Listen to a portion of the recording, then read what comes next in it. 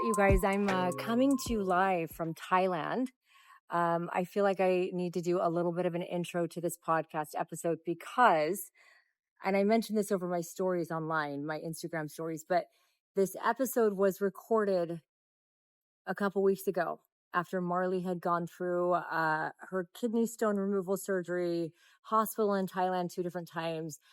I talk about in this episode what it's like to have a child far away going through something when you can't be there to support them and love them and make them feel like everything's better. I talk about Marley's kidney stones and how nice it is to have her out of the hospital. Update as you're about to listen to this, the episode coming up was recorded before what you've seen online. And if you haven't seen anything online, I'm currently in Bangkok. I went to go visit Marley after her kidney stones for her birthday. I wanted to just kind of give her some love. She was very homesick. And the second night with Mars, she's rushed to the hospital. It has been 5 days. We are still here. We're not cleared to travel for another couple of days. So just know next week, I'm going to record a whole podcast because you guys, it was quite the experience, just full of craziness, hardship and heavy, and also so much light and bright and silver linings. So many gifts in something very difficult. Marley's okay. So I want to preface by saying Marley is okay. I just wanted to let you know before you listen to and watch what's next. This is part one that you're listening to. Part two is going to come next week. Okay. Enjoy. Hi, guys. Welcome to Heidi's Lane. I'm back in the car with my massive microphone that I continue to get comments on, and I think I kind of like it. I don't know. It's what works. I'm a very functional, practical person. Now, I'm just going to jump to it. I had just posted something on social media, and I felt like there was so much to say about it that it honestly would have taken up 50 slides on stories. That I decided it would be best to also record a podcast with information on what I just posted. Okay, so what did I just post? My daughter Marley is 18 years old. She's actually, by the time this comes out, she'll officially be 19. Happy birthday, Marley. But she's in Thailand, as many of you guys know if you've been following along on she graduated in May. Let me just say that. Graduated in May and decided to do a 4-month humanitarian trip to Thailand before she starts the rest of her life. Her reasons why and my reasons why. It's in another podcast episode. It's actually really good. It's connected to what we felt would help her make the most of the next chapter of her life. So go catch that podcast. I think it's episode 70 or 71. Regardless, Mars has been out for a little over a month now. And her first time, this is her very first time leaving the home at all. She didn't leave for college, to Utah or California or Hawaii or even Canada or New York. Marley left to Thailand, which I've never been to. I've never been there. I don't understand how anything works there. I don't know the Thai language. Marley doesn't either. What I do know is it took her 36 hours to travel to the place she's at in Thailand from 3 or 4 different airplanes and a really long bus ride. And so I just feel she could not be further from home right now. It's been quite an adjustment for her to be there. I guess just kind of to preface this a little bit, she was really Mars is kind of a homebody and just loves being at home. We love hanging out together. And so the thought of her leaving for this long has been really difficult for her, but she's known it's something that's going to be good for her.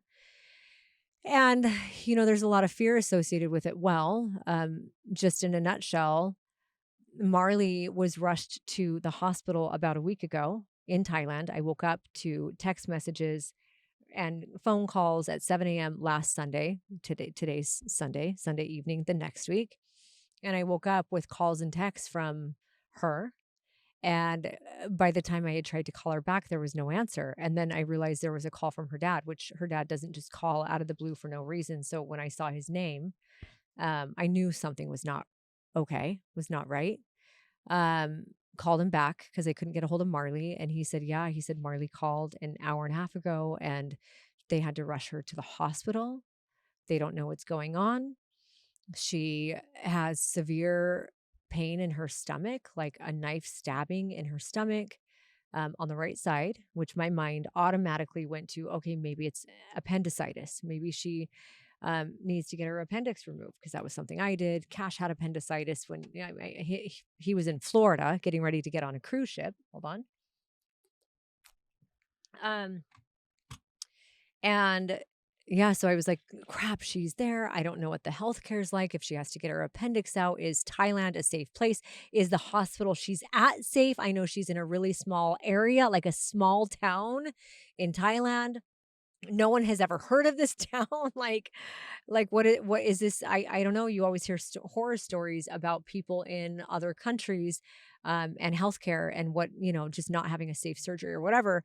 So I'm freaking out on the inside, very much freaking out.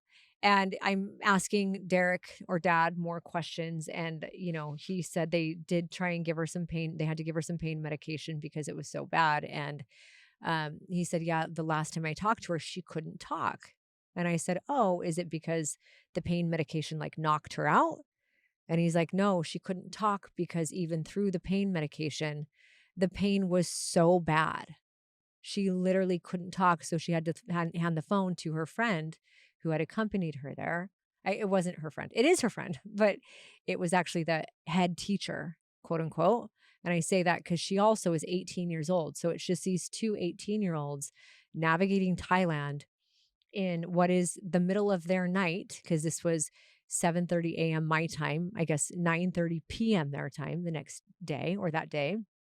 And so I'm like just and when he had said that the pain was so bad, she couldn't talk and had to hand the phone over. I knew right away. I right away said, "Oh, it's kidney stones.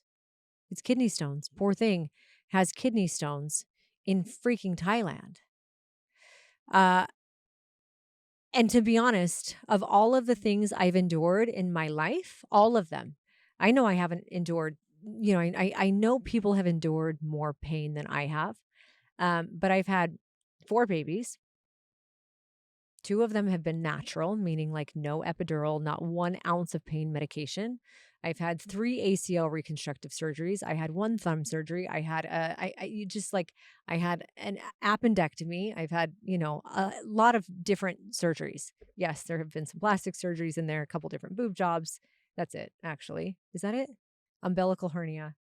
But anyway, let me just say November 16th, 2013.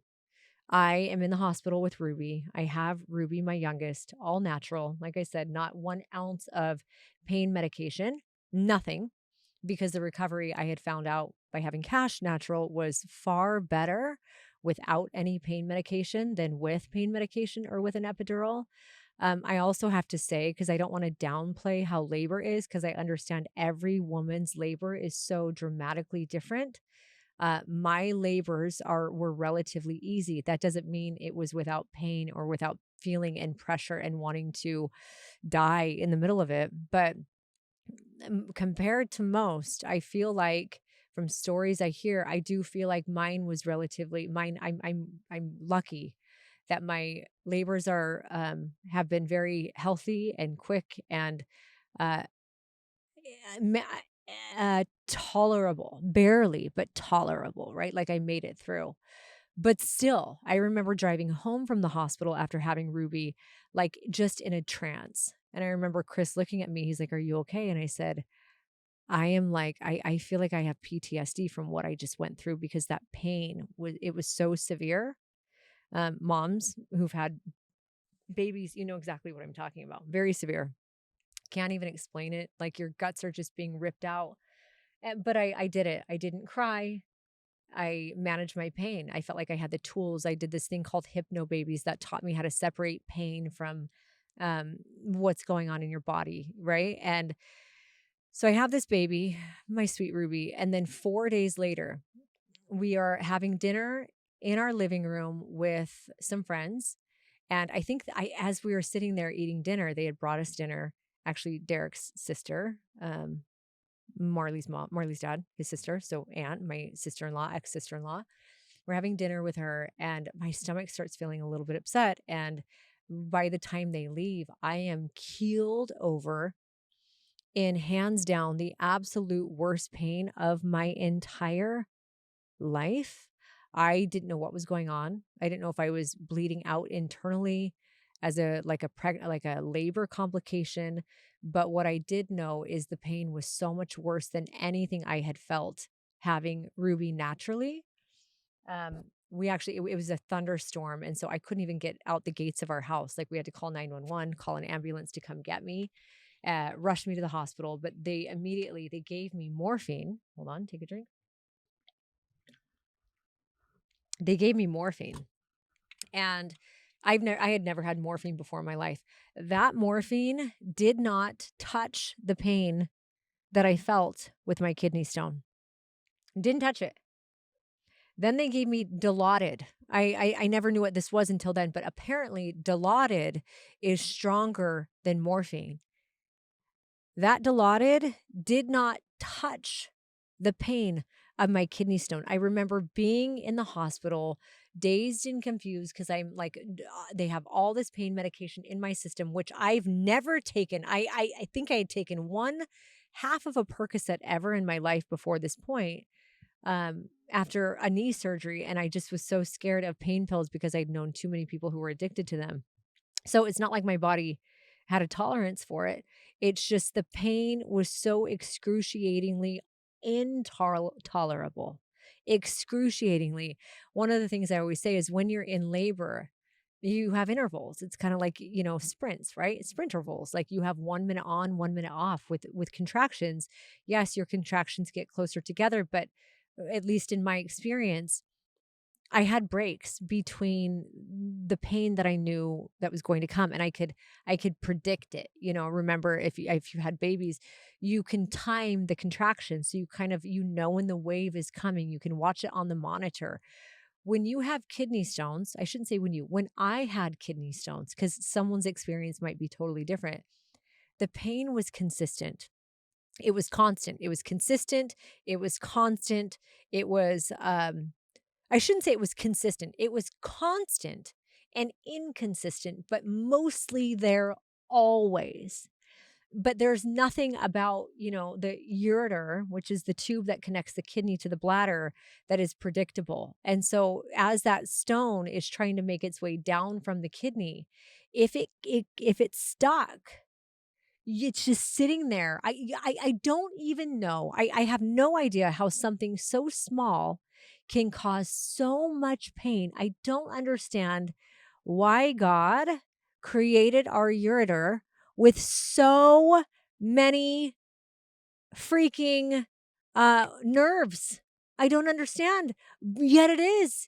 There are so many. I honestly think sometimes I'm like, okay, our creator must have made that ureter, that tube, so damn sensitive because he wanted to let us know that we are never bigger, or we are never like, we are not the ones in control. Something as tiny as a 4 millimeter or even 3 kidney stone can absolutely bring you to your knees. Like, we are not all power. We are all powerful, but we are not all powerful next to the one who created us, right? And so just that humbling, that little like 4 millimeter stone, I think mine was 5. I don't remember, to be honest, but it was so humbling just how something that small can bring me to my knees. Um, and just take me out until they finally put me to sleep, took my kidney stone out. I found out, so after I had my surgery, I went and, you go and do all these scans if you've ever been to a urologist or you've ever had a stone, and they found out I have a condition called medullary sponge kidney, which Ryan always says it sounds like a dessert because sponge cake, sponge kidney. Definitely not a dessert, not a dessert. Nothing fun or cute about it. And I don't understand all of it, but I think a medullary sponge kidney urologist, you can chime in and comment and DM me if I'm wrong, but it's a malformation of your kidneys where instead of the typical amount of tubules in your kidney. If you ever look at a scan of a kidney, there's, tubes everywhere. We have many, many, many, many more tubules. And for some reason, I guess, I don't know if stuff is catching in the tubules or what, but it's like a lifelong sentence for kidney stones. So, that's I have since, I had my kidneys scanned. Uh, I'm going to get back to Marley. Don't worry. But I had my kidneys scanned. I go in quite regularly to go see where kidney stones are. Are there some ready to drop? How big are they? Are they breaking up? If they're not, I can elect, and I have elected. I've had two elective surgeries to remove kidney stones before they brought me to my knees and caused me pain. I also, I passed one. It's funny because it's like I forget about it. It's like when you're pregnant, you forget like what the pain feels like when you have a baby. I should say after you have a baby, you kind of forget. It's like also how we're designed, like amnesia of pain. Like so we keep getting pregnant, and we keep having babies. Same. I forget what kidney stones feel like. I forget that they're that painful. And December, I was just having an achy side. And I didn't know what was going on. I went into the hospital. I drove myself there barely. And they did the scans and they're like, oh, you have a kidney infection. You have a stone that's about to drop. And literally, as the doctor was in the room telling me this, that damn stone begins to drop. It takes me off of the hospital bed down to my knees, and, they basically were like, well, it's only, I don't know, 3 millimeters, 3.5 millimeters. You're just going to have to pass it and go home. They don't give you any pain medication here. I don't think I asked for it, but sent me on I think I stayed in there and just like, did some breathing exercises for a while. And when I felt okay, got in the car and drove home. But mine luckily broke up, passed. So, all that to say, I'm still passing kidney stones. It's just a part of who I am and what I have to deal with in this life. In fact, you guys, I had to take a break and go back and listen to my podcast, just fast forward through to see how far I'd gotten in the story before I took a 10-minute tangent to talk about my own kidney stone journey. I guess at the very least, you know my story, what this all might feel like for Marley. And that's actually why I started going there. But holy shit, that was ADHD at its finest. There's a moment where I was like, wait, what podcast am I doing? So there's my kidney stone journey. All of that to say, the most painful thing, uh, Marley, suddenly, I'm still to the part, we're still at Sunday morning when I woke up and talked to her dad, right? I think maybe this girl has kidney stones. Finally get a hold of Marley or someone in her room. And they kept her all night and did tests through the night. Confirmed, like I said, I think I already told you guys, kidney stone in the right kidney, the one in the left, or kidney stone in the right ureter that's dropping, the one in the left is going to drop. It is confirmed. Marley is really, really struggling with with all of it at this point. So am I, and so is her dad. I mean, I think Mars mentioned to me that her dad was a little bit emotional on the phone because it's just so hard to know that your baby is, like I said, all the way around the world and in pain and scared, and helpless. Like all we want when something is wrong is our mom and dad. And, there's this moment where the doctor comes into her and tells her the kidney stones. We highly recommend. I mean, let me just stop because when he didn't tell her like that. Another difficult thing of this whole process for her and for me, but especially for her, is um, there's a language barrier. Even the people there who speak English, it's different and harder to understand because of accent. And so Marley, I mean, didn't have her mom. She's in a lot of pain, or her dad. She's in a lot of pain. Can't understand what is being told to her. Doesn't know if getting surgery is safe because the doctor came in and said, in a nutshell, got the point across to her that he highly recommended she do surgery. Um, Talking to me, talking to her dad, we didn't know the area, didn't know how safe the hospital was. I know nothing. I know absolutely nothing about Thai healthcare, none. And so, of course, she didn't want to go into surgery. And so asked if there was another option. They gave her the option of there was an anti-blocker she could take to open up her ureter, help the stone pass, hopefully, and um, pain medication, and, what was the other thing? There was something, oh, an antibiotic, because Marley also had a kidney infection. So she had a bladder infection or a UTI, days prior, which now me connecting the dots, this is exactly what would happen for me. I would get a UTI. I'd start peeing blood. I'd freak out, didn't know what the blood was from, always forgetting that it was likely from a kidney stone. And so Mars is having all these things. Her kidney's in pain. She has this kidney infection, and then she has a stone that's blocking the urine flow. And so one of the risks we learned, and I've learned over the years of having a stone that's blocking when you already have an infection, is backing up your kidney and causing terrible infection, or something called urosepsis, which sepsis is essentially infection of the entire body, and is, I mean, that can travel, that can really be detrimental and devastating. It's not good. It's something you do not want to happen at any cost. So the doctor said, okay, we can give you the anti blocker. We can see if this helps. Here's, you need to take an antibiotic. I'll send you home with pain medication. Marley was on some really strong IV pain medications at the hospital, but they kept her for 2 full nights, 2 full nights, 3 days. I feel like, I didn't get any sleep during this time, because it was like, again, her days are my nights. She's in pain. We're staying updated. And even her nights, though, she was awake, because it was just so much for her. Um, I do have to hand it to the Thai hospital, which we later found out was a private hospital. Um, Private hospitals are better funded. It was not a public hospital. So even though she was in a really small area in Thailand, it was a really great hospital. And I mean, the rooms were freaking insane. Like marble walls, you guys, gold fixtures, L'Occitane. I don't know if you know what L'Occitane is, but that's like the body and skincare that they give at the Four Seasons Hotel. It looked like she was in something nicer than a Four Seasons hotel. I've never seen anything like this ever. We did get to pick our room. So that's another thing I'm learning in Thailand is, at least at this hospital, you almost got a menu of your room and you pay more, but the convert like the cost of everything over there is so much less than it is here. So the cost of like a cheap, inexpensive hotel room is what we paid for this really incredible room that kept her feeling like she was, I don't know, safe and taken care of a little bit, as she's in a lot of pain. But yeah, so she stayed for a couple nights. They monitored her. She didn't have any fever or anything, which is a great thing. Still in a ton of pain. They said, okay, if you're not going to get the surgery, we need to send you home. They sent her home.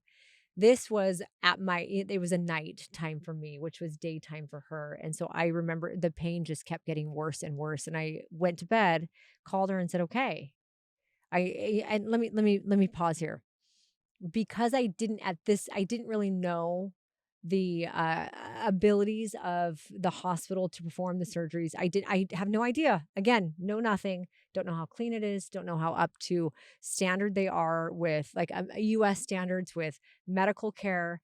So I had done a lot of research. Actually, Ryan had. I can't take credit for it. That's rude. Ryan had done a lot of research, and there was a couple really great international international hospitals in Bangkok. And so I'm going through these scenarios. I'm like, okay, Marley, there's, this many flights a day from where you're at to Bangkok, or it's a, X number of hour drive. We obviously don't want you to drive, because what if you're in a lot of pain on it? So if you get to the point where you want the surgery, let's get you on a plane. Let's get you over to Bangkok. Let's get you at a hospital we trust. We can figure this out. Mind you, I am traveling. I have tickets to Bangkok about a week and a half after Marley goes into the hospital. So I'm set to fly to Marley. We're going to see her for her birthday coming up. Actually, I'm leaving in a couple days now. And, you know, ridiculous me did not buy any of the trip insurance. None of it. I remember like vividly in my head on every screen for every hotel, every flight, everything. I declined. I was like, why? I don't need trip insurance. I don't need trip insurance. And in my mind, I was like, Chris needed it when Cash had his appendectomy. They were going on their cruise and they couldn't go. And luckily they had trip insurance. I'm like, nah, I'm fine. Sure as shit. I should have had trip insurance because if I had, I could have canceled my trip or moved it up. Um, but also even at that, I go through every scenario as Marley's emotional and crying, and I'm feeling like a helpless mom that can't do anything for her except for just be on the phone and pray that everything goes okay. And I'm not kidding you. Like I don't know if I've prayed more um, in a while than I did in those few days. Just because it's like you start chat GPTing and Googling all the things that can go wrong if it's not done right. And I don't know where she is and all that stuff, right? And so I obviously I was stuck at home, and long story short, I guess long story long, because we're going I don't even know how long. Um, Marley in pain, my night, I called and said, "Hey, I know we have all this mapped out for you to go to Bangkok if you need surgery." I said, "But I'm really worried that something can go wrong if you have an infection in your kidney. And if it continues and progressively gets worse, thanks to my doctor here who kind of helped walk me through this, I want you to go to the hospital. I do not want you to wait. I do not want to wake up tomorrow morning and have you be in worse condition than you would have been if you would have just gone there to get the surgery." And Marley kept going, "Can I just fly home?" And I said, "Mars, you cannot. Doctors have said you cannot leave home or leave for home until that kidney stone is out because of the infection that's there. And what can happen if you're on a 21 of the legs is like 17 hours. You're on a 17-hour leg from Tokyo to America. You could it could be really bad. It's like it's just hard because at that age, it's like, but mom, I don't want to do this. And I had to lay out a few times for her. I know. But when you're an adult, what you have to do is look at your options. We can do A, we can do B, or we can do C, and none of them are ideal. Ideal is that you are home and we are going through this together. Ideal is that you're not even going through this, but we are here. And we need to look at all of the things that are in front of us and choose the option that is best and go with it. Um, yeah, there just it was a really trying experience for her. And so I ended up going to bed, and within 30 minutes of falling asleep, I had a call from Marley saying, "I'm going back to the hospital. This is just unbearable. I can't handle it." Goes back to the hospital. That night, I probably had 3 different 15-minute bits of sleep, 15-minute stretches of sleep. And this isn't about me, poor me, but I will. I mean, just even when she and I were not on the phone, which was most of the night, when your child is in a position where you cannot help, there's no sleeping. And also in Thailand, you need a legal guardian if you're under 20. And so the process that night was very long and tedious for me. I mean, I'm not complaining, but there was just a lot of paperwork that had to be sent in my direction, a lot that had to be filled out for her. Like literally, I'm in the US in my bed getting her ready for surgery. I don't know who's there. I think at this point, one of her friends was with her, but there was a moment where Marley was emotional to me on the phone and she said, "Mom, there are no adults here." And I looked at her, I mean, like, literally choking back tears. I had to stay so strong through all of this, but I looked at her and just said, "Hey, Mars, you're an adult. You are an adult, and I know this is hard. I know adulting is so hard, and I know you feel like you need your mom, and I'm here. I am here for you. Dad is here for you. We are all here for you. The staff is here for you. And I know this is so scary. And also, babe, you are an adult." And I just had this overwhelming feeling like that it was like all of this emotion that I did not let come out until I hung up the phone. But this overwhelming realization that the hardest part of being a mom by far and away, I thought it was the bullying years. I thought it was when like they don't get accepted by friends. I thought it was when they like had an injury. No, so far, the hardest part about being a mom is knowing that your child is in so much pain. And this could be physical or emotional. And Marley was in both. There was so much physical pain. There was so much emotional pain, and knowing that I can't do a damn thing about it. I can't do a damn thing about it. And also, um, it was such a beautiful realization and such a gift that I was trying to explain to Mars. Like, she could have been home and have this happen, and, I could have made everything better for her, or at least, tried my best and been there. But she got to be in Thailand in a place where everything went okay. Surgery went well. They took really good care of her. I already told you about how great the room was, and essentially she got to spread her wings and fly. I think so many times as parents, when something hurts our kids, we naturally want to swoop in and we want to fix it for them and make them feel better, which we do sometimes. And oftentimes when we do that, we are robbing them of the growth, although painful, that they need to become the strong adult that they're meant to be. I know for me, the hardest moments in my life in adulthood where I felt like no one was there and I was all alone are actually the things that shaped me. They're the things that caused me to be a woman, a strong woman who can handle my shit, to be a strong mom who, in a situation like this, which probably would have broken me if I hadn't been through what I've been through, but I'm able to stand strong and almost for a minute disconnect emotion and go right into, okay, how do we take care of this? How do I make sure Marley knows that I am a rock and I am safe and she is safe and she's going to be okay? And now this is the time for her to learn to follow her intuition. This is like what shaped me. This is what taught me how to follow my inner knowing and figure out even what the hell that was, and how to trust that I have everything in me or through me with God to handle any situation that's put in front of me. Like this is Marley's moment. Like this is the moment where she gets to realize how strong she is. Because I think for so many years of my life, I thought I needed my dad. I thought I needed the safety net of my dad, and whether it's financially or whatever. And then my dad died. And it was really scary for a while. I remember feeling like I had this visual in my head that always just constantly played, and it was this visual of a safety net that, like, I was pulled away, like a safety net over like nothingness. And I remember just visualizing the safety net being pulled away, and I like looked down off this cliff, and it was endless and big and scary and dangerous. Like, I felt like when my dad died, my safety net was pulled away, and it was in so many ways, and that was a visual that has come in and out of my head so many times over my during my adult years. And while there's fear in not having a safety net, not having my dad to pick me up if I fall or whatever, the gift that has come out of it for me is recognizing that I am my own safety net.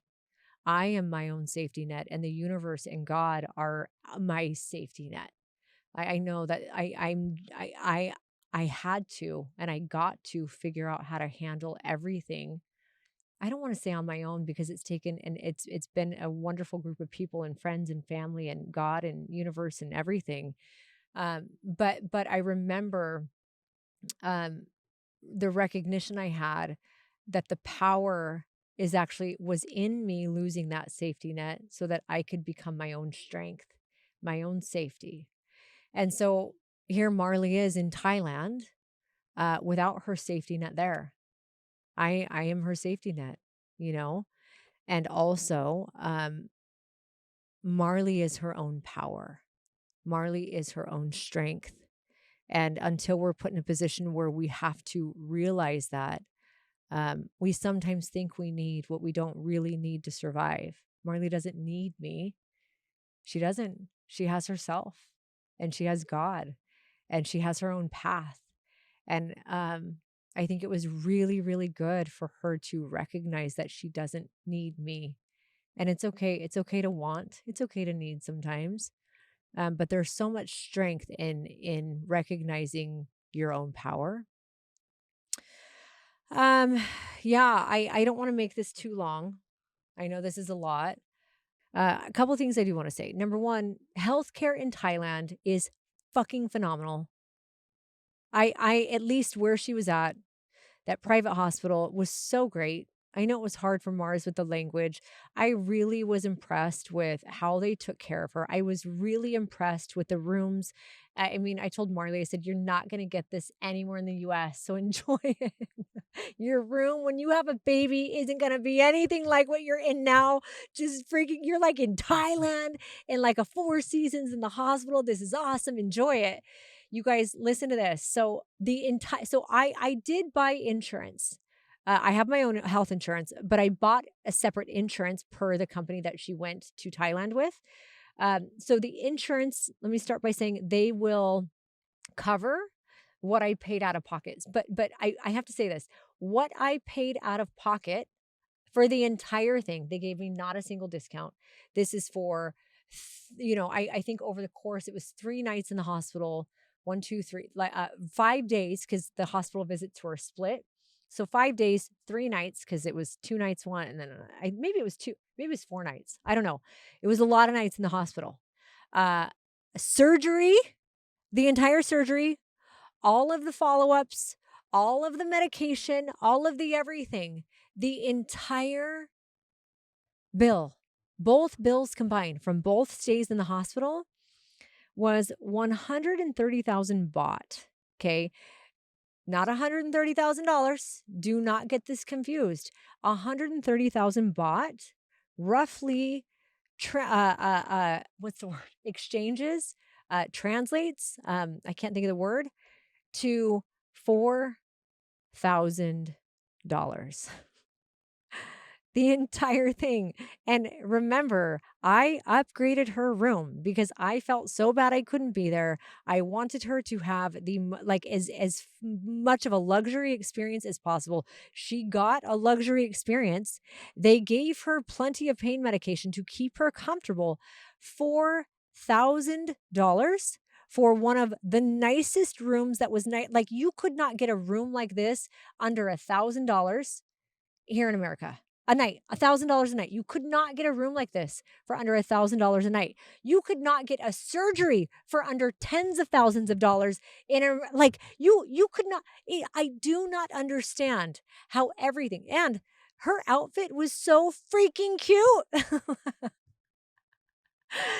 The hospital gear in Thailand is so much cuter than the hospital gear in America. Not that we go there for the gear, but honestly, she sent me a picture. I'm like, "What? How do you look so cute?" Um, yeah, so just and even that $4,000 that I paid out of pocket, I'm going to get probably all of it back through the insurance. So I'm going to leave you guys with a few takeaways, okay? Takeaway number one, if you have a child traveling out of the country for anything like this, if you are on any kind of humanitarian trip, get the insurance. Get the insurance. I didn't even know it was a thing I needed to do. I just assumed whatever insurance I have here in America carries over there, and it might. And also get the insurance. I have found as I've been buying and booking my trip and travels, booking in another country, especially in Asia, has been very difficult. Like there's just differences in like there's language barriers. The payment portals are different. Everything is different. Get the insurance just to make sure you're taken care of. Something that is created or exists for people traveling to that country. Hugest thing. The insurance that I got was under a company called Geo Blue. I hope I got that right. I think it's Geo Blue. So I just paid and they're reimbursing, which is really great. The second thing I'm going to say, if you're traveling, I wish I would have done this sooner because I spent many a day, many a night over the last week freaking out about hospitals and healthcare and is it safe, and do the research ahead of time and map out hospitals in the area that your child's traveling to. So at the best hospitals, look into them, find which ones are private, and or if there are international hospitals, just like look at reviews and all of that stuff, because there would have been so much more peace of mind if I knew that my daughter was in a hospital that was highly rated or medically up to par, medically, like, I guess up to standard is the right word. I didn't know that. I think I got really lucky, and I think it could have easily gone the other way because there were some public hospitals in the area that were not so great. And so look up and find hospitals in the area, have a plan for what's gonna happen, what needs to happen. I know sometimes it's like we don't wanna say, we don't even wanna think about it because we don't wanna manifest it, but the reality is, I think manifesting and having a plan are 2 different things. I really wish I had had a plan, and I'm so grateful that everything lined up the way that it did. Um, and I think the last thing I wanna say, the last thing is, I think it's a note to myself too. Um, this is scary shit. It's so scary to have our kids go out. I start thinking about what it's gonna be like when they get married and they're having marital issues because some of them are, and, their kids are going through some of the stuff that my kids are going through, how hard that's gonna be for me as a parent and a grandparent to watch them go through just the struggles. Like, if I watched one of my kids go through any of the things that I've gone through, like, that would be really hard. It's so much easier to be me and go through it, and I think it's harder to watch someone you love go through it. And, even saying this, man, I have a whole different appreciation for my mom and what she must experience watching me walk through life.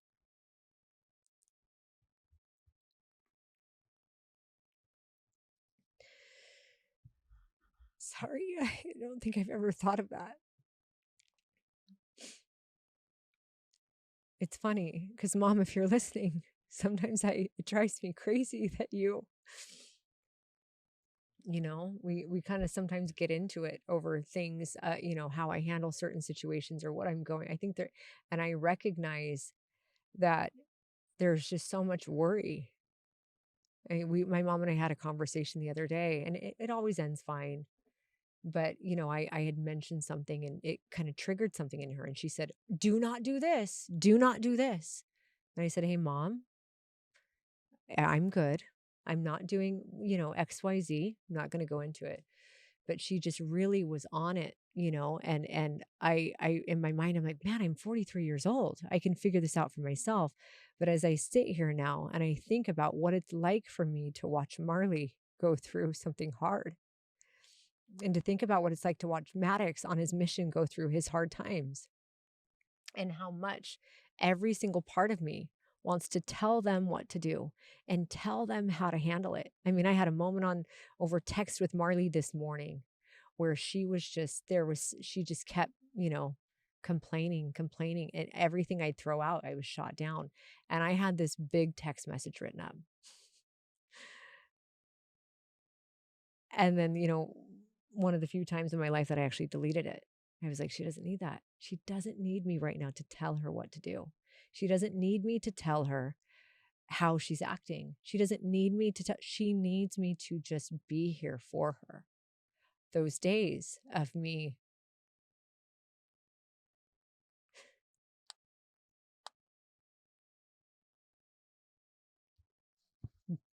parenting them like they're in my home, they're over, And it's like you hope that what you taught, um, and what you gave them is enough.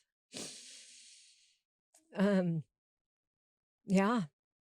And I think in this, I'm just sitting here thinking through how hard it's probably been for my mom, to see me go through multiple divorces, to see me go through multiple kidney stone things, multiple surgeries, all of these things that I've gone through in my life, death and uh, abusive relationships, and to have my mom be the one who knows everything. And sometimes I'm like, stop freaking telling me what to do. I don't say it to her, but I think it. Well, now I get why. She just wants so bad for me to be okay. And so I think in this, there's a beautiful lesson for me just to remember that Marley's strong enough. Our kids, you guys, they are strong enough, and they're going to fall. They're going to fall short. They're going to mess up. They're not going to do it the way that you want them to do it. They're just not. They're going to complain more than you think you would complain. They're going to whine. They're going to do all sorts of things that piss you off. They are. in even how they're handling certain things. And, the only reason it pisses you off, or at least I speak for myself, is because it's not the way I would do it. And so I'm constantly reminding myself that they are fully equipped with everything they need, not because of me, not because of dad, but because that's how humans are created and designed. We are all fully equipped with or without parents. You guys, the number of people who have done wonderful things in this world who do not have parents who care about them is huge. There are people who make change in this world who do not have some of the circumstances that you have, or your children have, or my kids have, or I had.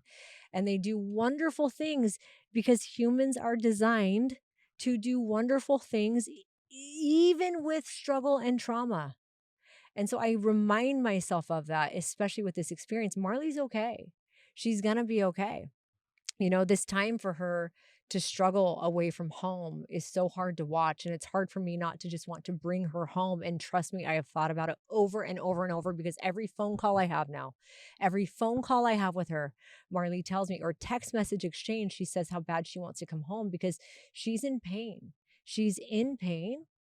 She's scared of experiencing that pain again with her other kidney stone. And every part of me wants to take her out of what's hard and put her in what I know is safe, and put her in what I know will feel good, and bring her back home and hug her and give her all the things and protect her. And then also, the wisest, highest self part of me knows that if I remove my child from what is hard so that it's easy, I am robbing her of her greatest learning experiences she will ever have. But I want to say this too. I did have a moment with Mars in this where I said, "Hey, I can't tell you what to do. You're an adult." And you know what that means, babe? It means you get to make whatever decision you want to make. So I can tell you, I think it's best for you to stay out there, and also you get to make the decision. And I'm more than happy. Like, let's talk through both alternatives. If you come home, what are the pros and what are the cons? Because there's going to be pros and cons to both. In fact, with these humanitarian trips, there's a fee to come home, which I'm sure would be waived because Marley has health issues. But, even before this health issue came up, I had talked to her about this. I said, I know I paid for the trip, but this is your life. You get to come home if you want to. There's a fee. So you just have to pay a fee. You're also, another con is that you are going to feel unfulfilled. You're going to feel like you didn't complete something you started. But the pros of it is you're free. You get to come home and start the rest of your life. Now, if you stay, what are the pros? The pros are you're going to complete something you committed to. You're going to not have to pay the $1,500. All these things. And also the con is this is really freaking hard. This is hard. You're away from home. You're homesick. You're away from your friends. And so we kind of went through the same practice after her stone surgery. It's like you get to pick. I don't have say in it. I only have say in it if you ask me to have say in it. And I like, my job as your mom is to love you and accept you and cheer you on and be ready when you do ask for help. But it's not to tell you what to do anymore. So this is really good. This is really good. There's actually a really great song. I mean, this is so cheesy. This is so cheesy, but I'm totes gonna do it. I feel like I need a light now. Let's turn some. This is so cheesy. So cheesy. I don't even know if I'm gonna make it through all this on here. Is my thing still going? Let's make sure. Yep, we're still going. So cheesy. But there's this song. I highly recommend you look it up. It's Andy Grammer. It's called I Wish You Pain. And I cannot listen to this song without crying. I hear this and I think about the pain that I've gone through in my life. And I think about the pain that my kids go through. And it just so beautifully captures how I feel about this. Because I know there's going to be some people who listen and they're like, I can't believe your daughter would be in Thailand on, a humanitarian trip and she has kidney stones and you don't bring her home. Well, it's not my choice. A, it's Marley's. And B, I would say stay. As long as it's not life threatening, I would say figure out how to live life because life's going to hit you a lot harder than that. It just is. And if we pull ourselves out of those situations, which she can do, and that's fine, and I love her no matter what, we're just gonna have a harder time handling the next battle because I think we all know by now the battles just keep getting harder and harder and harder, and we keep getting stronger and stronger and stronger, which is so freaking cool, right? But this song, it's called "I Wish You Pain." And it goes like this. I'm going to read this like a poem so it doesn't sound so weird, but I hope your doubts come like monsters and terrorize your dreams. I hope you feel the lonely hopelessness because no one else believes. I hope you question whether you ever really had a chance at all. I hope your fear is thick like poison that gets into your blood. I hope you push until you cannot breathe and it's still not enough. I hope you put your life out on the line and everybody watches while you fail. Because I love you more than you could ever know, and your heart, it grows every time it breaks. I know it might sound strange, but I wish you pain. I love this. I hope people break their promises and leave you in the cold. I hope they beat your heart to pieces worse than you've ever known. I hope you finally arrive only to find you're nowhere close. I hope you cry and tears come streaming down your face. I hope this life traps you in more than you thought you could ever take. I hope the help you want never comes. And I hope you do it on your own because I love you more than you could ever know. And your heart, it grows every time it breaks. I know it might sound strange, but I wish you pain. I love that. It's like that. I mean, I don't even think I need to say what it's like.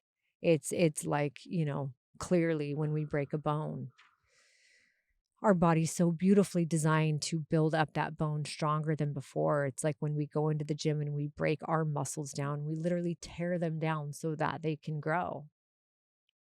Our hearts, every time they break, that's where it grows. Anyway, guys, covered that and a lot more in this podcast. I don't even know how long this was. I love you guys. Thank you for listening. I hope there's something in this that helps. If anyone's traveling abroad, needs any help going through kidney stone things, whatever it is, I really feel like my purpose on this planet is to just share what I'm going through, what I've gone through. I've been through a lot of different things, random things. And I know that by sharing, every time I share, there are at least a couple people that come to me and thank me for it because something I said helped them avoid one of the pitfalls that I made. So if there's anything I can help you with, please DM me, email me, let me know. Please keep coming back. I love you guys and good night.